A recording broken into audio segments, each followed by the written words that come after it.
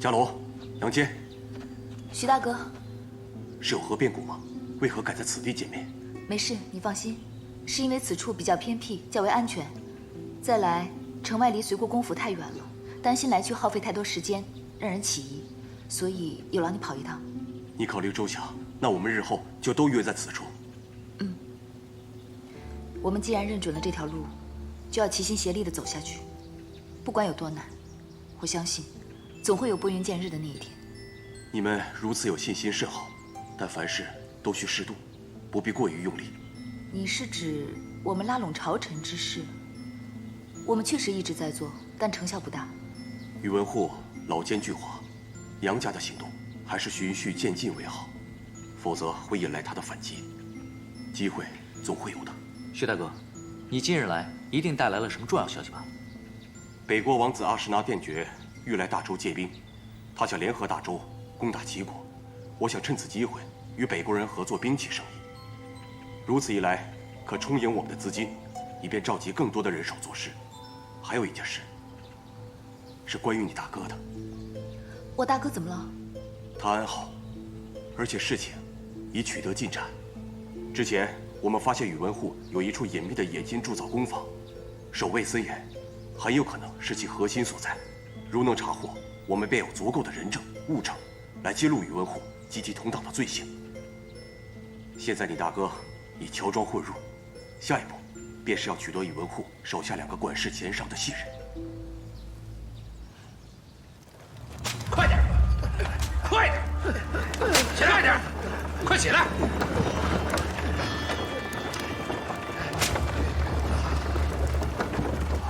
快点，往那边啊！都快点了！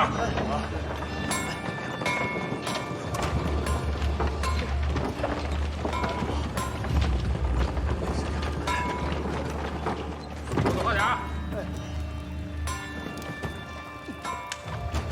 这个放那边去。快点，快点，别动了啊！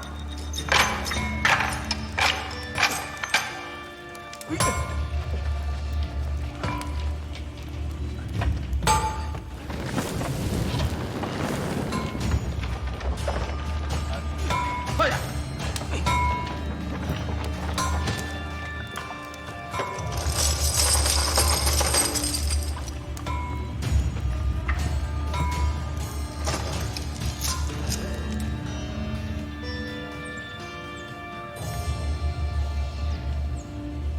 大冢宰到。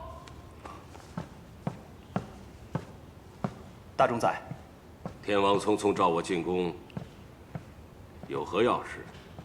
这是北国的来信，北国王子阿史那殿爵欲向大周借兵攻打齐国。大冢宰，请过目。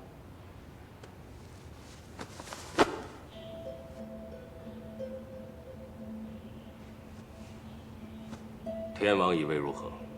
朕以为我大周刚与齐国打完一场硬仗，人困马乏，需休养生息。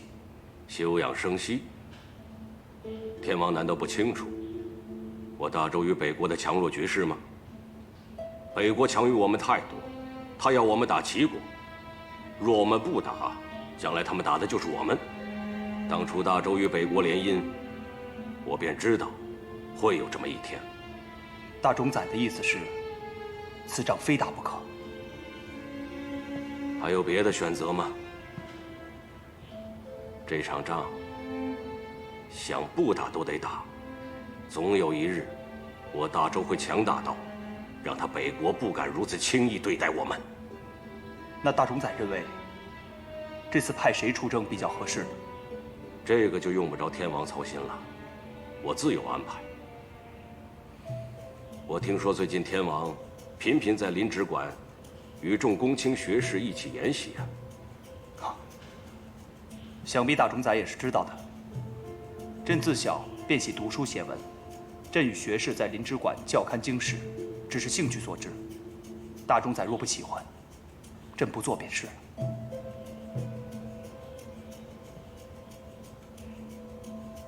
你是天王，你愿意做什么，便做什么。朕能力不足，能做的太少，还需仰仗大冢宰。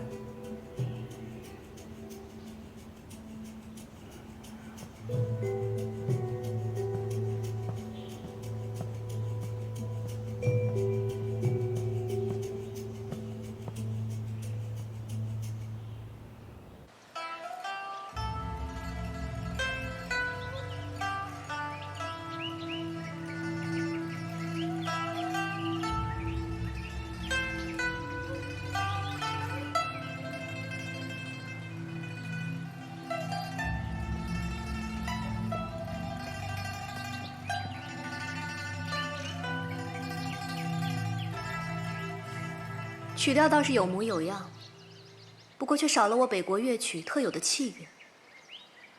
鲁国公夫人，请坐。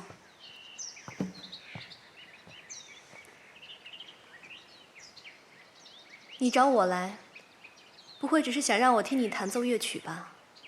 这次请鲁国公夫人前来，是想请你帮我一个忙。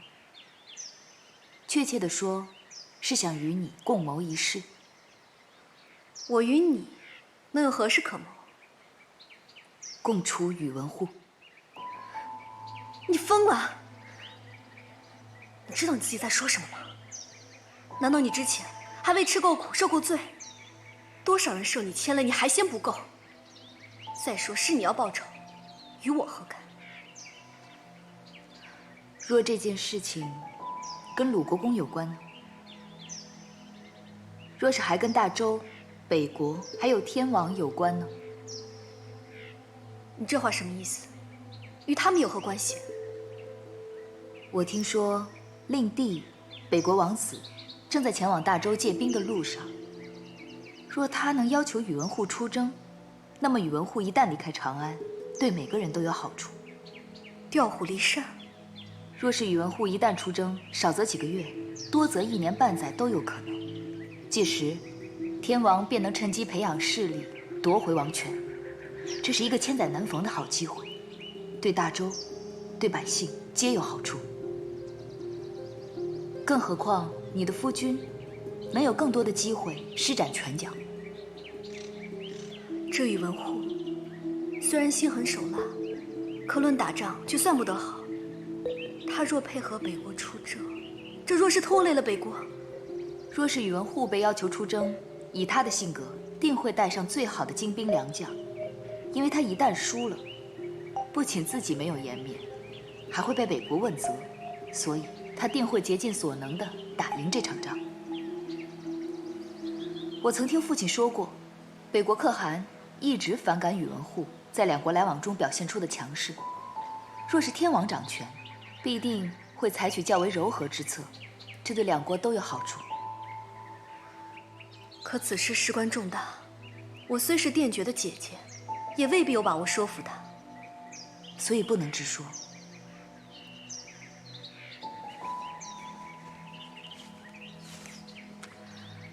该做的都写在上面了，何去何从，尽托于你。我尚未答应你，你莫对我抱有太大希望。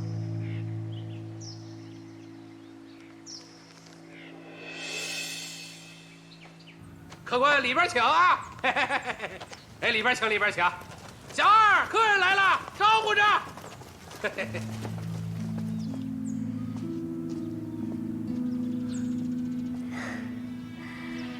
姐姐，你怎么在这儿？姐姐知你要来大周，迫不及待来见你，便前来迎接。姐姐，你对我还是这么好。自从姐姐嫁入周国，我便时常想念姐姐。你在信中常说自己过得很好，但我没有亲眼见到，我这心里还是不踏实。那你现在亲眼看到了，踏实了吧？姐姐更美了，我放心了。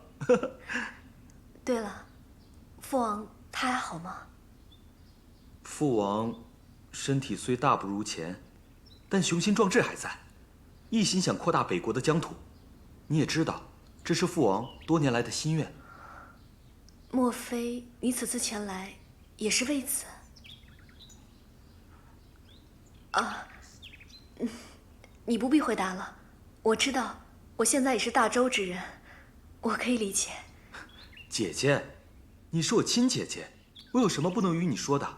再说你很快就知道了。父王此番派我来，便是要连州攻齐。哦。齐国仗着近年来国力强盛，便常常与我们发生冲突。父王认为，若再听之任之，便是长敌人志气，灭自己威风，故而想给他们个教训。这样一来，即便一时灭不了他，也能让齐国元气大伤。原来如此，父王有大志。你们此番出征，我也帮不上什么忙，我有为你们祈福。哎，这大周的妙善庵十分灵验，我带你去拜一拜吧。你不是一向信佛吗？好。天王驾到，北国王子到，参见天王。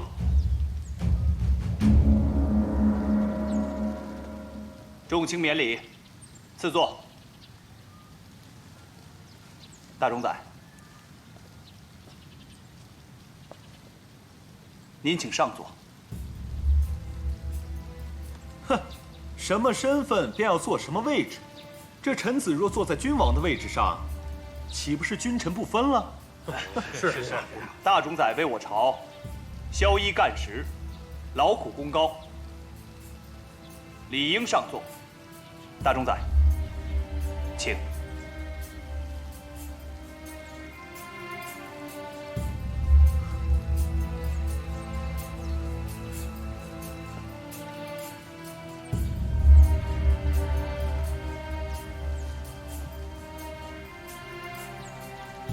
我劝公子定要与最强大、最有权力的人合作，才能功成归来。有道是，山高云雾漫，只有拨开云雾，方能见红日。公子，可要睁大眼睛，好好看清楚啊！这个国家最有权力、最强大之人，不就是连天王都要礼让3分的大冢宰吗？天王果然是知礼仪、明事理的好君王，所以才有诸多忠臣良将跟随于您。想来此番我来周国的目的，诸位都已了然，所以我想知道，今日在座的哪位大将将与我一同发起？天王心中是否已有定夺呢？大冢宰，您觉得呢？臣以为杨将军乃最合适的人选。可我听说，杨将军手中的精兵都已经交给了大冢宰，如何与我一同伐齐？那王子认为，谁是最适合的人选？你。我？正是大冢宰。大冢宰手中兵多将广，曾经也是战功赫赫。正如天王所说，大冢宰勤于政事，以大局为重。所以我相信，大冢宰与我一同伐齐，定会竭尽全力打赢这场仗，为你周国赢得胜利。可是，这大冢宰不会是不愿意帮我北国这个忙吧？我父王说了，这一仗只许胜，不许败。若是你们周国没有诚意，随便派个人与我出征，打了败仗，那我北国先前与周国约定的10年内互不侵犯的承诺，这诚意怕是要减半了吧？这是威胁呀！看来大冢宰要是不答应，殿爵不会罢休啊。听殿爵这话，若是别人打了败仗，以后便有理由进犯我国了，真是无耻。哼，那恐怕这笔账要算到大冢宰的头上了。既然王子已经开口，那我岂有不愿之理？好，大冢宰果然是爽快人，那就有劳大冢宰了。来，期待二位凯旋。来。我敬大冢宰。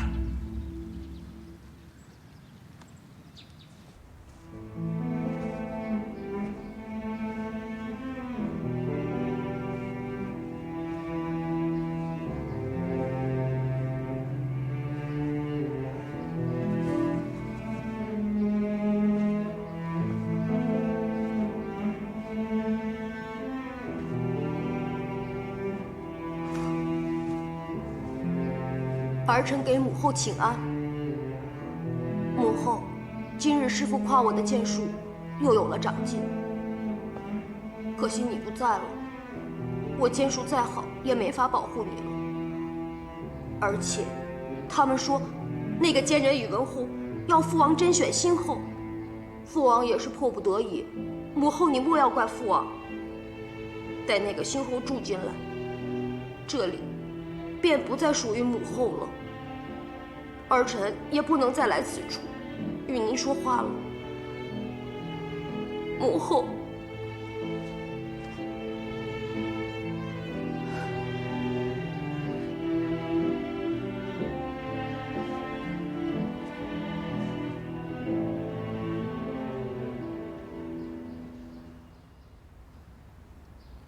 参见太子。姨母免礼，你怎么来这儿了？你也是因思念母后而来。我找天王商议事情，刚好路过这里。太子，你常常来此处与王后说话吗？太子，以我对王后的了解，她若在天有灵，定不希望你如此。为何？太子也知道，宇文护要天王甄选新后。听说那宇文护的外甥女也会来参选。以你之见，这王后谁会当选呢？定是那宇文护的外甥女啊。若是你天天来思念你的母后，被宇文护的外甥女知道了，她定会不高兴的。她若是对宇文护说些什么，那你和你父王的处境就会危险了。那我该怎么做呢？或许你该学学你父王，以退为进。没错，伽罗说的对。参见天王。参见父王。你立的大功，免礼吧。大功。天王是说，这事成了？依你所言，朕在国宴上处处捧高宇文护，殿绝王子很快看出宇文护的地位，主动要求他出征。宇文护迫于压力，只好答应。伽罗，真是多谢你，朕现在可以松一口气了。回天王，其实伽罗并没有做什么事情，真正成就这件事情的，是天王你呢。不必谦虚了。来，这块令牌赐给你，见令牌如见朕。日后你若有事，可随时进宫，朕必定全力相助。伽罗，当初没能保护好独孤家和你姐姐，是朕之过。朕向你保证，从今往后，绝不会再发生这样的事情。天王，如今是新的局面，一切是新的开始，天王不必再为往事神伤。这块令牌，便是朕行使王权的开始。朕要你替你姐姐看着，朕如何夺回王权，做一个真正的天王，成为你们的后盾。伽罗，今日宇文护答应出征，你立了大功了。此事还要多谢你的夫人，是她说服了颠厥王子，若没有她的倾力相助，此事断不会成功的。你找过他？其实他是个识大体的聪慧之人，我只不过晓之以理，只说若是将宇文护调离长安，将利大于弊，他立刻就明白了。其实我觉得在他心里，他已经完全将自己视为大周之人，所以才会全力的帮助天王，也是为你考虑。你不用总是把功劳推到别人的身上，我知道出主意的是你。我只是希望你看到他的好。伽罗，无论如何，我总是希望你能过得好。谢谢你，我一切都好。我要回府了，你也早点回去吧。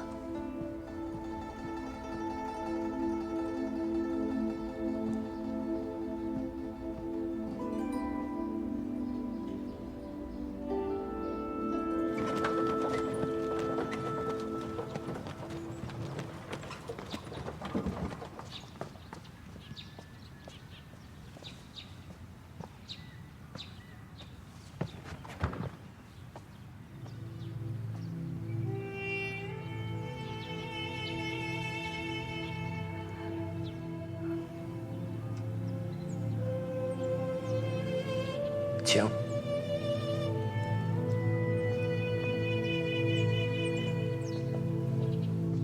那就真没别的办法了。哎呀，可这圣意难违呀！不要去，不要去，去了，回不来，回不来。父亲，若父亲真不想出征，干脆就装病不去吧。糊涂！你以为旁人都是瞎子呀？若装病之事被北国知晓，到时候就是北国联合齐国一起攻打我大周，你想让我成为千古罪人吗？再说一统天下，不单是太祖的心愿，也是我的心愿。如今北国势力正盛，借北国之手灭掉他国，不是正好消减了我大周的隐患吗？至于我们和北国的恩怨，总有一日要和他们清算。父亲说的是。现在还是好好想想，我离开长安后，你们如何看住天王吧。大冢宰，云禅姑娘到了。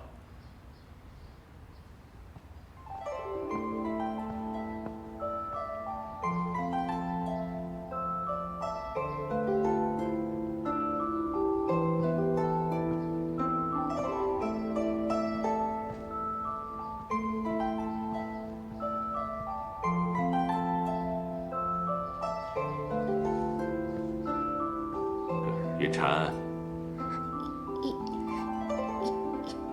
衣服好。你是结巴？不，我不是，我一紧张，便会结巴。你怕我吗？别紧张。我不紧张。如此岂能成为一国之后啊？哎呀，真是可惜了这副花容月貌啊！父亲，除了表妹之外，天王爷不敢选别的女人当王后吧？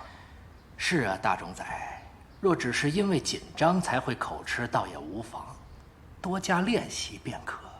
那也不能让人诟病啊！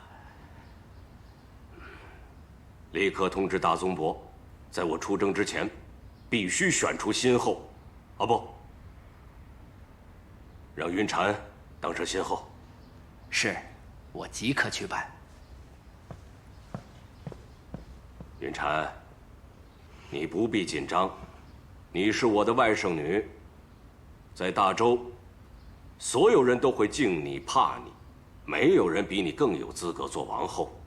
进宫受训不过是走个形式，你只需好好学，不要给姨父丢了体面便好。是。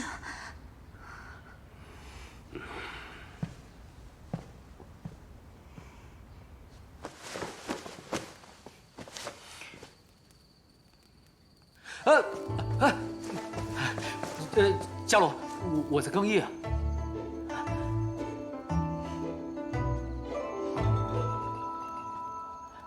你害羞什么呀？没有，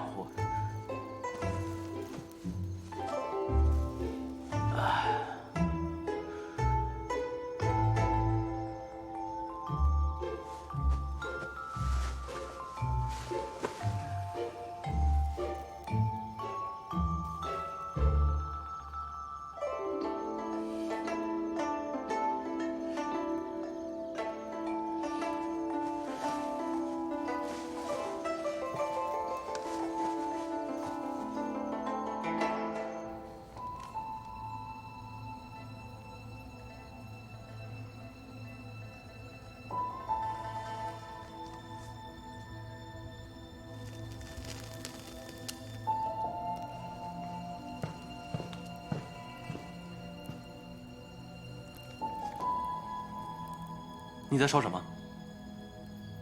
没什么。做成这么大的事，为何不告诉我？他果真还是跟你说了。我是听到王兄和伽罗说话，他还说要多谢你呢。是他出的主意，我只不过是照做而已。他倒是会说话，还很会做人。你不必多疑，他确实说是你的功劳。我可不敢当。他来找我的时候，我也很是惊讶，一个女人竟谋划如此大事，将大冢仔都玩弄于股掌之上，我也不得不佩服他。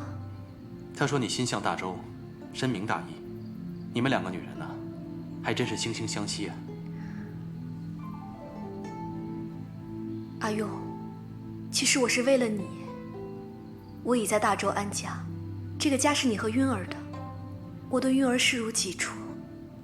可是如果我能为你生一个我们俩的孩子，自然最好。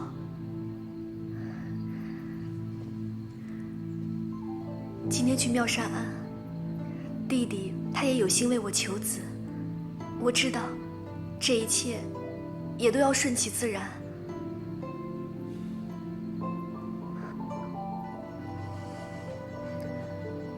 阿勇，你是你，他是他，从此再无可能。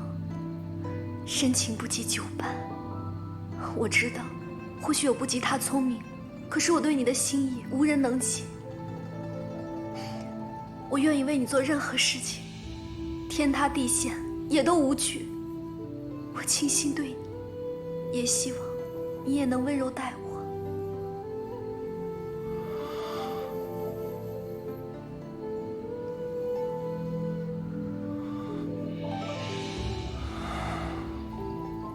我知道你的好，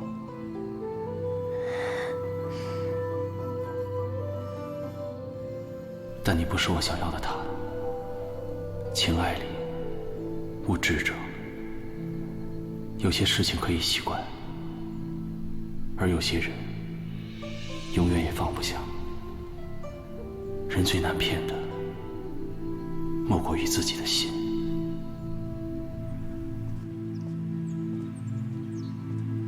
把箱子打开吧。啊，来，这边请，这边请。二夫人，二夫人好。大哥大嫂，大公子，大夫人。各位先生好。过几日天气或会转凉，大郎特地为各位添置了些衣物，以备所需。大公子、大夫人体贴周全，天未凉，已已到。诸位都是我杨家的客卿，理应好好照顾大家。我张健说句由衷之言，这长安城的豪门富户，就杨家对我们这些门客最好，尤其是大夫人，待我们如同亲人一般。是。诸位离家在外，必定常思念家人。若诸位能够把我们当作家人，那也是我们的福气，请不要客气。是啊，大家别光顾着说话了，快请那边领衣物吧。来，这边请，这边请，来，过来。谢谢二夫人，谢谢，多谢，谢谢，谢谢。给。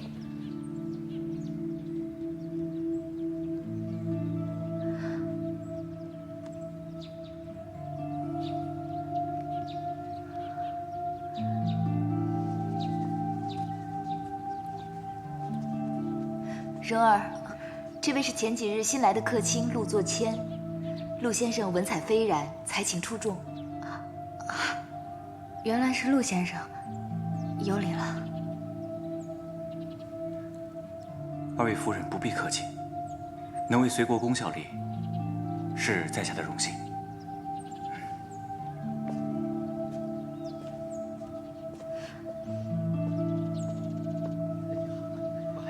看我这个真妙，真的。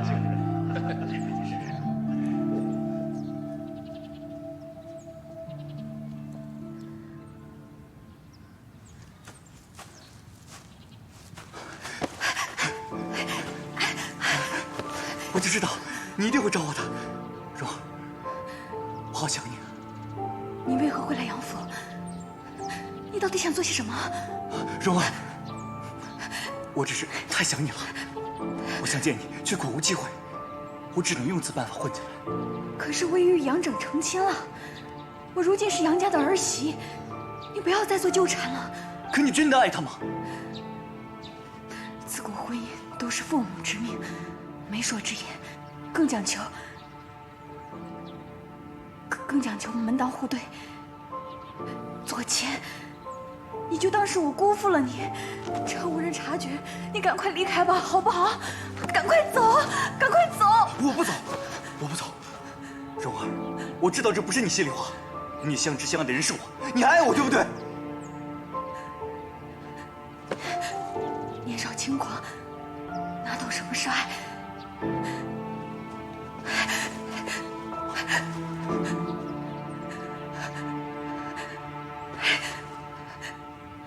左迁，如今我只想做个贤妻良母，女人名声最要紧。让我留下吧，至少我们可以时常见到。我保证，我不会让任何人知晓我们的关系。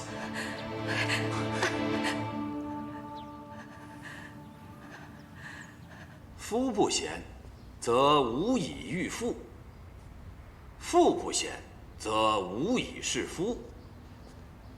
夫不育妇，则危仪废缺；妇不事夫，则义理堕却。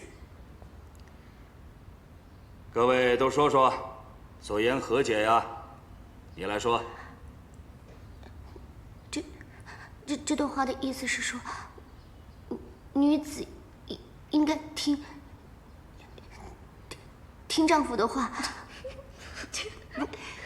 不能不听话。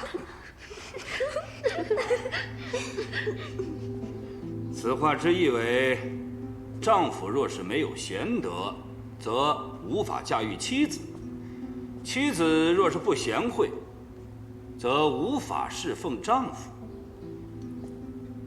你们可都记下啦？原来是个结巴，最简单的话也一窍不通，乡下来的吧？貌美又如何？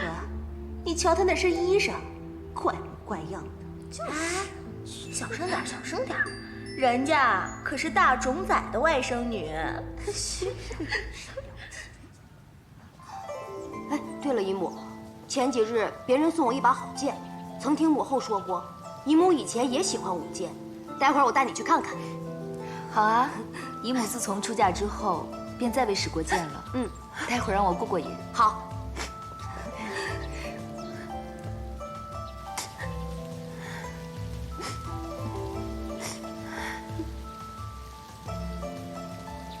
姑娘，为何在此哭泣？我难过，我想家，想父母，便忍不住哭了。你难过什么呀？谁欺负你了？我帮你去教训他。不，没有人欺负我，只是我自己太笨，什么都做不好。尺有所短，寸有所长。每个人都不应该自卑于自己的短处，应该多看到自己的长处才是。哎，看你身上这件衣裳，纹饰很特别，甚是好看。这说明你眼光独特，是别人所不及的。真的吗？这身衣裳是我在家中自己做的，这布是我自己染的，花也是我自己绣的。旁人都说奇怪，只有你说好看。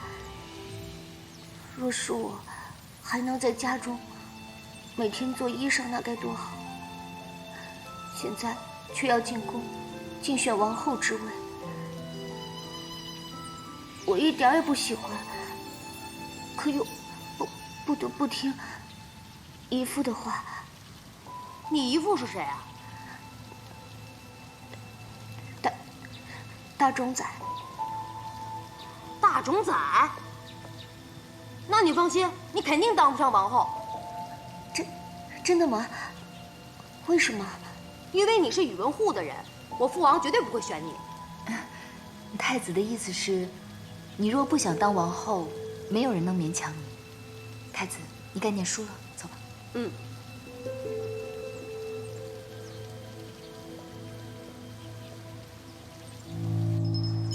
徐大哥，我们已经设计让宇文护离开长安，你那边如何了？如今兵器生意已取得进展，我们的人手也在不断扩大。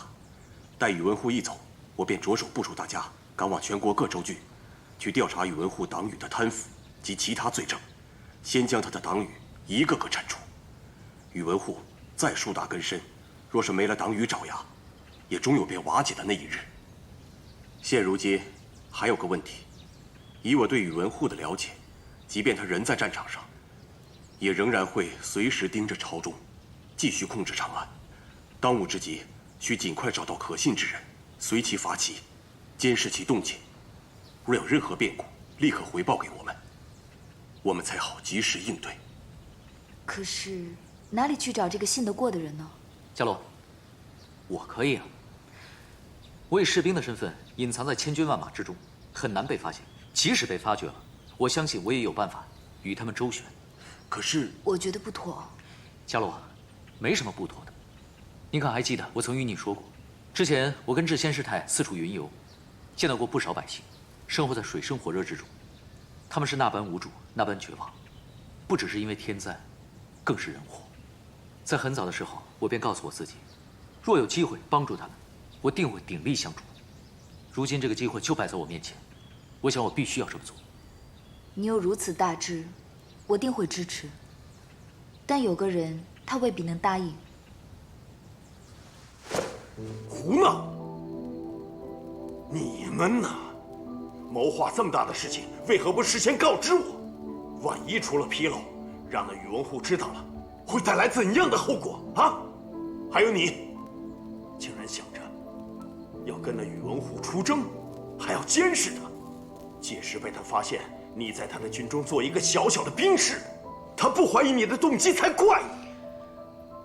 要知道，那可是战场，刀剑无眼，凶险万分。你想打探他的消息实属不易，可是他要加害于你，那是再容易不过的事情。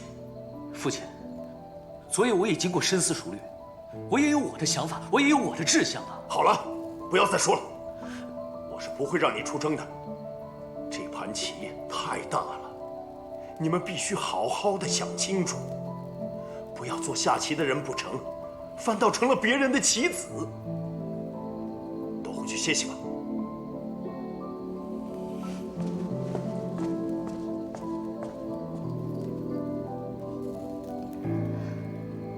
父亲，我去看看他。去吧。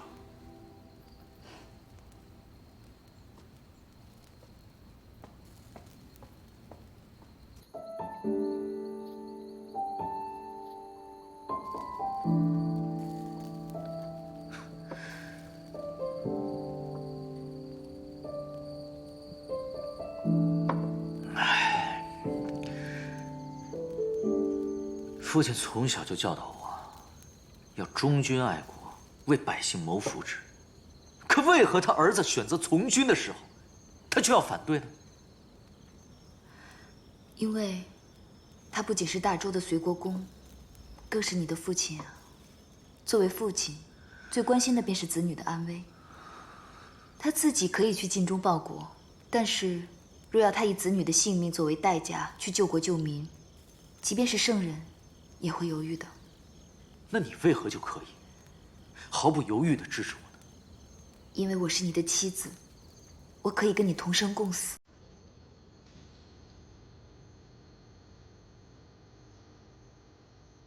记得吗？